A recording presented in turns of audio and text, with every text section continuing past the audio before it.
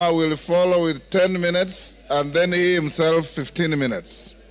So CNN, Charles Nguna. Thank you, Mr. Speaker. Mr. Speaker, let me thank the Kenyans who just expressed their views during public participation on this matter, Mr. Speaker. And to add this, I keenly followed and listened to the Deputy President yesterday, His Excellency. And Mr. Speaker, based on all what is said, we saw a lot of differences, rift, contradictions, divisions, which are totally imminent we are going to have in future, Mr. Speaker. Mr. Speaker, it is inevitable that we are going to have battleground between His Excellency the DP and His Excellency the President. And when the bulls fight, Mr. Speaker, grass suffers, Mr. Speaker. And it's that's why I'm saying that if we continue keeping one of them with the office, Mr. Speaker, Kenyans are going to suffer most, Mr. Speaker. And based on my wisdom, for prosperity and also for development, for what we call prosperity and patriotism, and for us to live in a amicable manner and peaceful manner, Mr. Speaker, we have to separate the two bulls, Mr. Speaker. And the motion today, it is for Rigathi to go, not for William Samoei Ruto. With those few remarks, Mr. Speaker, I support. Omboko Milemba. Honorable Speaker, there's a question which makes me stand to speak on.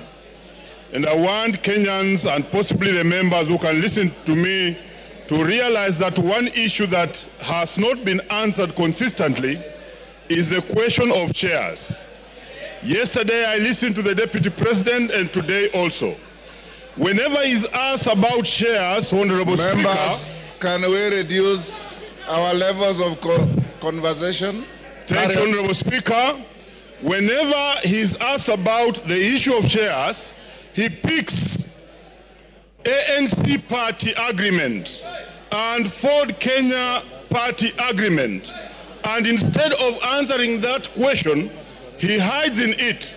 Finally, Honorable Speaker, I'm now holding the reply by Honorable Gachagua, and on page 333, the agreement is annexed. And I want to demonstrate to this parliament that what you have been told was wrong. Because that agreement does not talk about just power sharing for a region. He has avoided intentionally to read the entire paragraph, which says that the sharing of the political parties will also depending further on the need to achieve an inclusive government that reflects the face of Kenya, including the need to accommodate the representation of any future member party and all regions of Kenya. He avoided to read that and therefore gives an impression that there was a power sharing agreement which only confined ANC party to Western only, when ANC party is a national party. Look at this, Honorable Speaker. The only member of the ANC party we nominated was Honorable Dena Hamisi, who comes from Kwale and not Western. So this is an issue which has not been tackled. Two, he is unable to deal with Senior Counsel Tenda Molo's assertion in the morning that how would you elevate the agreements of a political party beyond the Constitution of Kenya. It's very important that as you make your decision, you get that this was a false lie. Finally, Honorable Speaker, in all this we have seen all the techniques of card stacking, of propaganda, which include card stacking, emotional appeal, branding, and that's why we have seen the name of the president being dragged in this matter today. I think the motion on the floor is for the Makanga is not for the driver. Thank you, Honorable Speaker. I support. I have been advised by the mover that Lillian Kogo will take 2 minutes and Kaluma 8 minutes instead of 10. Lillian Kogo. I thank you so much, Honorable Speaker, and I want to thank all the members who have contributed to this motion. I rise to support. I had not given my voice to it, but Honorable Speaker, as you were speaking earlier, Honorable Speaker, I believe the Honorable Deputy President of the Republic of Kenya was following the proceedings of this House. And one of the matters, Honorable Speaker, that came out so clearly, Honorable Speaker, was the insult on women, Honorable Speaker. Women from a substantive position in this country's national development, Honorable Speaker. And Honorable Speaker, I expected that when the Deputy President came to this House, he was going to address this matter on a special way, Honorable Speaker. But I did not listen. I did not hear him. I did not hear the Deputy Speaker say when, where, how. The Deputy President, sorry. I did not hear the Deputy President, one Honorable Rigathi Gachagua, answer to the question of saying that one noble member of this House, the Honorable Jematia, is a Malaya, Honorable Speaker. It concerns me, and I wanted the Honorable Rigathi Gachagua to tell this House where, how, when, who witnessed him sleep with one Jematia and how he felt. We wanted to know, because we are not going to allow women to be used with derogatory language moving forward, Honorable Speaker. It is nobody's choice to be a Malaya. These are mothers. It is nobody's choice to be a Malaya. These are our sisters. It is not... Time up. Peter Kaluma. Peter Kaluma.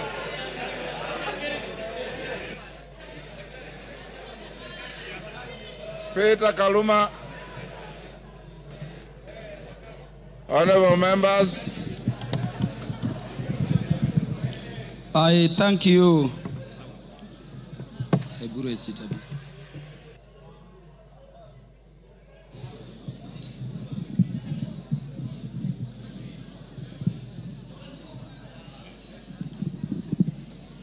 Yeah, Honorable Speaker, I thank you in a very special way. Honorable Speaker, I have this benefit of speaking after listening both to the mover of the motion and to the Deputy President, who is the subject matter of this motion. And so, Honorable Speaker, I can look at it from all perspectives. Honorable Speaker, allow me to start by saying that I listened to the Deputy President, as I did to Honorable Mutuse, with the mind of a lawyer, looking at how the grounds have been addressed, their particulars, and how they have been addressed by the two respective parties. And Honorable Speaker, let me begin by saying that I don't know what happened, but we had Honorable Mutuse presented before this assembly a motion seeking to impeach the Deputy President on up to 11 grounds. And Honorable Speaker, I don't know whether it is by act of omission or commission, or it is just the nature of some people. The Deputy President focused on those matters concerning property, money, integrity, procurement, forgetting the most fundamental issues. And I want to say that even when he addressed those money issues, there are very patent gaps going to constitutional violations which are stated in the motion to be gross. I expected the Deputy President, for instance, to use the opportunity you accorded him, Honorable Speaker, to explain that SMS which came from his son Ikunu Gachagua on the bid bond issue involving that company. No mention of that at all.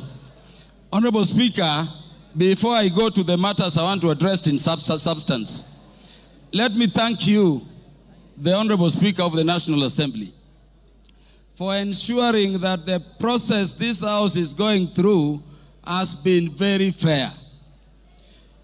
And in doing so, Honorable Speaker, for according and upholding and protecting the provisions of Article 47 of the Constitution. I hear people still saying that the courts will intervene. But I'm thanking you for this, Honorable Speaker, because the only time the courts intervene is if we have not secured a party procedural fairness.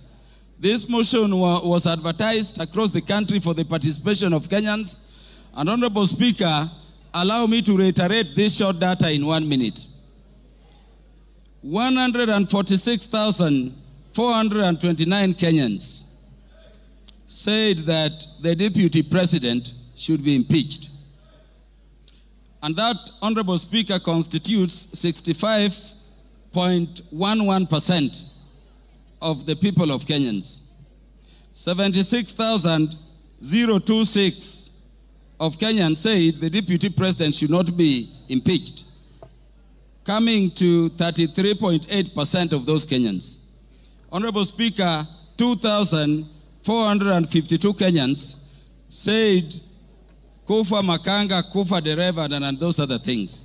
And there are the others.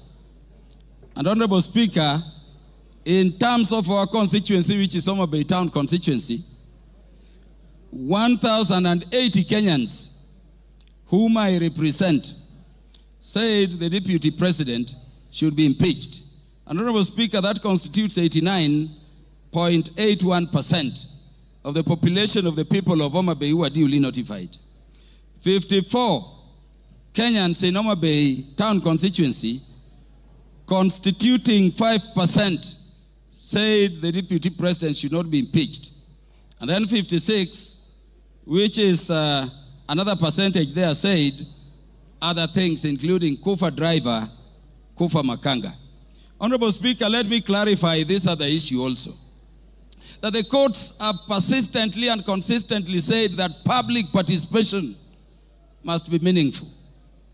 If public participation should be meaningful, and Honorable Speaker, you made it so open, at the county headquarters involving all constituencies, and then all constituency offices remained open on that day, and you notified it to the public, Honorable Speaker, following that order of court, then really, there is nothing much for us to continue debating here. If public participation is to be meaningful, then the Kenyans have spoken. And as their representatives, we can only give meaning to what they say during public participation by securing what they have said, which is that the deputy president should be impeached. Honorable Speaker, because I'm running fast, let me say that this constitution has been termed a living document. And Honorable Speaker, if you look at ground one, people take it lightly. But Honorable Speaker, the idea of the unity of our nation has been the one thing which has been disturbing the people of Kenya in terms of being a nation for very long. Honorable Speaker, allow me to read the preamble of the Constitution. And this is what it says. We, the people of Kenya, proud of our ethnic, cultural, and religious diversity, and determined to live in peace and unity as one indivisible sovereign nation. When the Kenyans were making this constitution, they identified the need for unity as one people, as one thing they had to deal with. Honorable Speaker, I request the members to look at Article 4, Sub-Article 2 of the Constitution. It says Kenya is a multi-party democratic state founded on the national values and principles of governance under Article 10 of the Constitution. And Honorable Speaker, people have said so many things about this Constitution. But let me say today, before this House, Honorable Speaker, that Article 10 of the Constitution, if this spirit has a soul, if this Constitution has a spirit, then you can only find it in Article 10 of the Constitution. At Article 10, Sub-Article 2, those national values which were identified by the people of Kenya during constitution making as the things which Kenya needs to address are the following, Honorable Speaker. Patriotism, national unity, sharing and devolution of power, the rule of law, democracy and participation of the people, human dignity, equity, social justice, inclusiveness, equality, human rights, non-discrimination, and protection of the marginalized. Honorable Speaker, at the very heart of a nation is equal ownership and equal sharing in the resources of the nation. It cannot be therefore, Honorable Speaker, that a state officer at the level of the Deputy President is singing to other Kenyans how they are shareholders and they don't belong to this country. And Honorable Speaker, it saddens me that having given him the opportunity, the Deputy President did not proffer defense, the Deputy President did not offer an apology, but the Deputy President said other people are also doing it. Honorable Speaker, let me say an impeachment motion proceeds in personam. It proceeds against a specific person. You may say Kufa Dereva, Kufa Makanga. Give him 1 minute to wind up. Wind up, Kaluma. Thank you. Honorable Speaker, it does not matter. This motion we have is against a person. You cannot have a motion for impeachment against Kaluma and somebody. Those who are saying Kufa driver, Kufa Makamba, bring the driver and we will also consider it on the merit. And on account of that, Honorable Speaker, this person must go. Honorable Speaker, in the few seconds remaining, let me say that when Westgate came under attack, I lost a cousin in the name of Jackton Port. He was the first one to be shot there. When Garissa University came under attack, Honorable Speaker, I lost Solomon Oludo from Marindi, a son of our land I educated at Ubiero Primary School. Honorable Speaker, we have no problem holding the security apparatus of the nation, to account.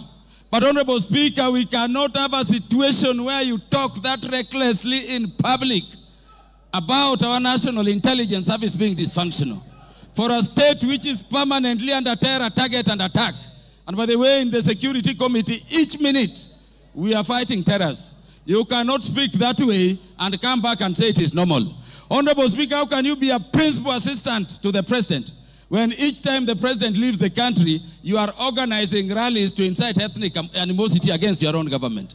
Honorable Speaker, how can you be a principal assistant to His Excellency the President when the President is having a press conference in Nairobi and you are having a separate one instead of standing with him to calm the nation from Mombasa to say that the President, in fact, there is a problem and is a dysfunction in government? Time up. Mutuse, you have 15 minutes. Very good. Thank you, Mr. Speaker. Thank you, Mr. Speaker. Before I begin my reply to the motion, please allow me to table additional documents, being a newspaper advert that was placed by His Excellency the Deputy President in today's newspapers, and also the video recording of his speech yesterday, because they are material to these proceedings. Go ahead. Request granted.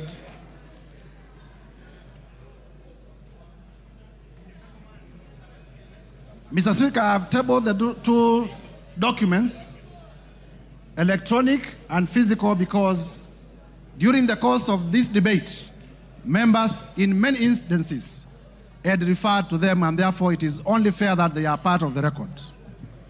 Number two, Mr. Speaker, allow me to thank... The documents were available to me earlier, and I ruled that they are admitted. Thank you, Mr. Speaker. Yes. I want to be very brief because I know the National Assembly of the Republic of Kenya wants to make a decision on the matter of impeachment of His Excellency Rigathi Gachagua.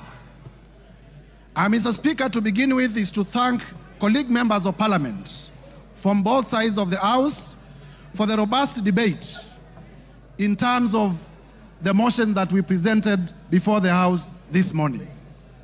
Mr. Speaker, I also want to thank Kenyans in their millions from all over the Republic because in the course of this debate, Kenyans have been commending, Kenyans have been exercising their democratic right through public participation, through their right to odd opinions, and we have not witnessed a single incident of violence anywhere in the Republic. There had been vitisho that if you table an impeachment motion for a person of the magnitude of the Deputy President, there may be violence, people will lose lives, but I thank Kenyans because Kenyans have proven once again that we are a peaceful country and we are able to engage in our democratic processes without violence. Mr. Speaker, allow me to re-examine some of the few issues that have come through the response.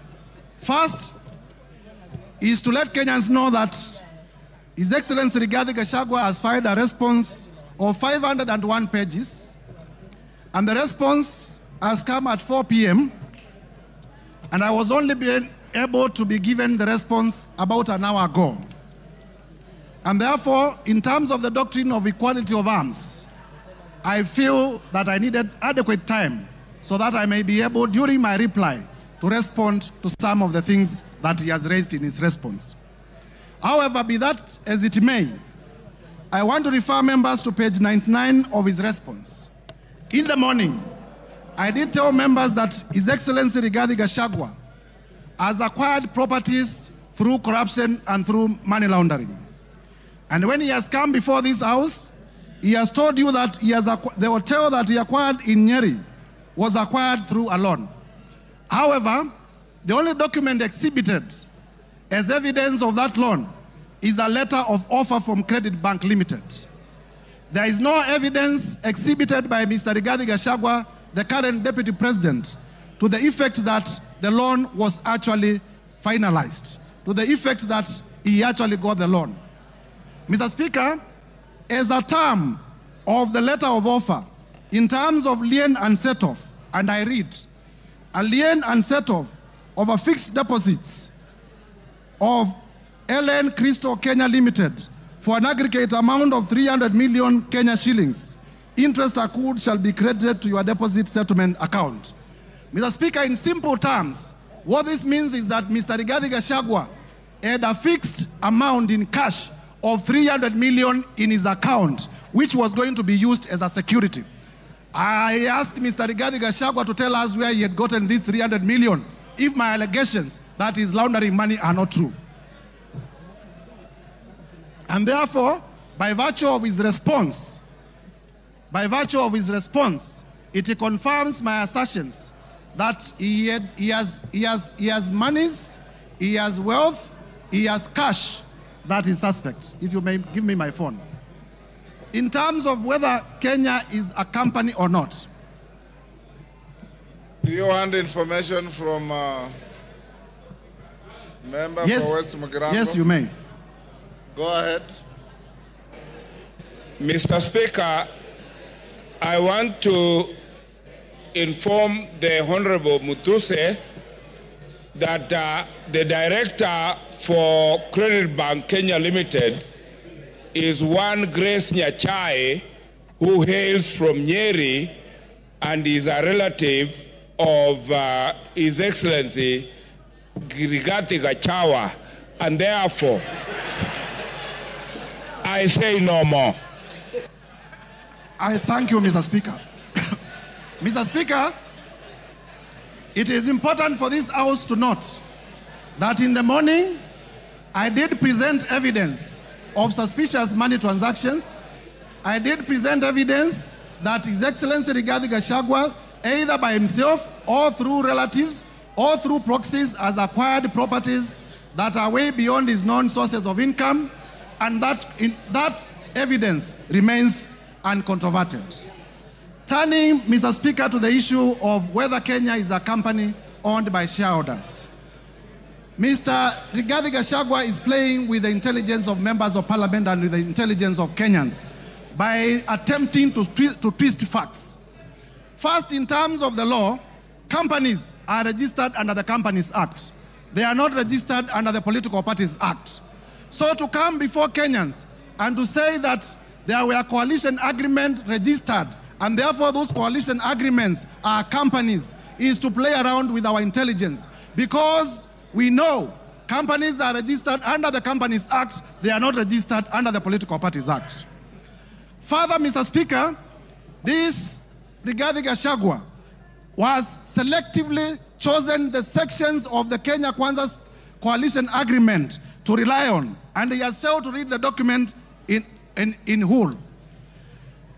Under clause 20 of the Kenya Kwanza coalition agreement, that clause provides as follows: that there is need to achieve an inclusive government that reflects the face of Kenya. Rigathi Gachagua chose not to tell us that the coalition agreement also talked about the face of Kenya and not a company of some people to the exclusion of others. Clause 6 of the Kenya Kwanza coalition agreement provides for respect for constitutionalism. The articles of the Constitution that I stated, it provides for respect to the rule of law. It provides for respect to the national values and principles of government under Article 10, and it provides for respect to devolution. Mr. Rigathi Gachagua did not tell us that. Clause 22G of the coalition agreement among the Kenya Kwanza political parties provides that there will be adjustments that may be necessary to accommodate the development priorities of other parts of the country to ensure equitable distribution of Kenya's national resources and wealth for the benefit of every citizen and every part of Kenya. This Mr. Rigathi Gachagua could not tell you because it was going to destroy his case. And therefore, honorable members, I urge you to find that Mr. Rigathi Gachagua, in his assertions about shareholding and a company, it was not in reference to political parties, it was in reference to regions, it was in reference to communities, and the evidence that we provided remains uncontroverted, and this ground must be confirmed. Mr. Speaker, on the issue of KEMSA, again, to show a man who is a flip-flop, yesterday on live television, Honorable Rigathi Gachagua admitted that he personally called Dr. Andrew Mulwa by his own phone yesterday on television. Today, appearing before us, he denies that he did not call him. So, which part of his testimony do we believe? Do we believe the testimony that he gave yesterday on national television, that he did call Dr. Andrew Mulwa, and that he sent his own son to Dr. Andrew Mulwa to collect the bid bond? Or do we believe the testimony that he has brought today, altered testimony that he has brought today? I urge you to find that Mr. Rigathi Gachagua indeed did call to influence investigations. On the issue of cabinet, Mr. Speaker, if you may allow me just 1 minute. On the issue of cabinet resolution, he has admitted and proceeded to justify that despite the existence of a valid cabinet decision in a cabinet meeting that he sat, he chose to defy that cabinet decision. And for that reason, Mr. Gachagua, by his own admission, must be removed from government. Mr. Speaker, as I conclude, this is the National Assembly of the Republic of Kenya. And for the National Assembly of the Republic of Kenya to assert its constitutional authority, Mr. Rigathi Gachagua must be impeached today. I urge members. Mr. Rigathi Gachagua, we have heard from members here, has made inflammatory remarks against the women of the Republic. For the respect of the women of the Republic of Kenya, Mr. Rigathi Gachagua must be impeached today.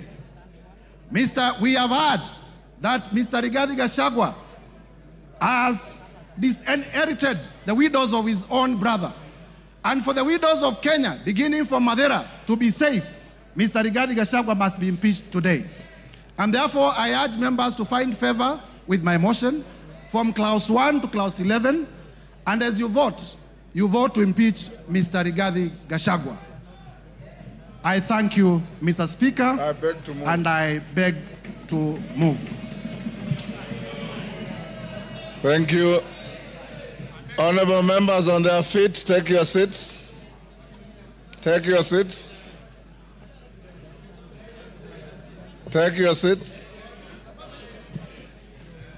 Brighton, take your seats. Today you are very mobile.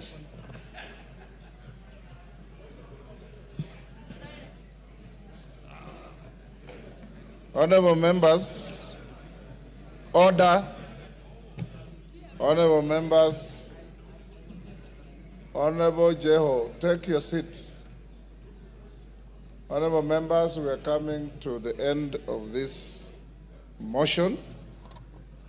And before I put the question, this is one motion where there is no voice vote.